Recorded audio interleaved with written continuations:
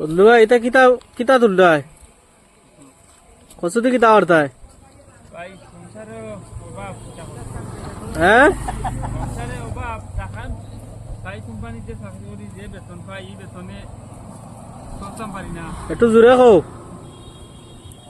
ভাইয়ার ভাই সাই কোম্পানির যে আমরা চাকরি করি হ্যাঁ যে বেতন পাই ঠিক মতো ডাইল ভাত তো খাইতাম পারি না, তো মাঝে মাঝে খসু শাক ওটা নিয়ে পুড়িয়া খাই আর কি এটা করতাম না।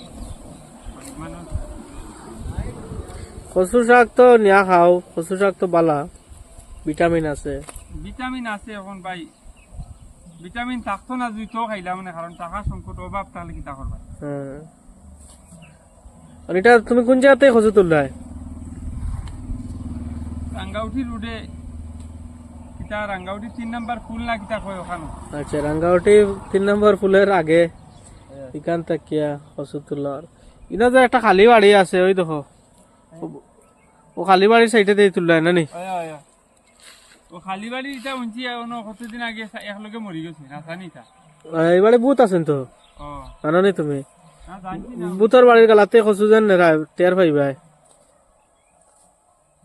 কারেন্টের মানুষ ভাই এক হিসাবে কারেন্টের মানুষ বুথ তাই বুথ রে ডরাই তার। ও কারেন্ট রে শুনছি আমি সকলটা ডরাই না নি? সকলটা ডরাই। কিন্তু ঠিক আছে। ও মামু হিগেলা না আইও হিগেলা। ও শামসুল বেটা আসো এনে। শামসুল বেটা কচু তুলডা আর আমি ভিডিও তানুকায় নিছি দিকে না আসরা সরমপাড়া। ও হনো গিয়া করা শামসুল বেটা দেন গরিব মানুষ।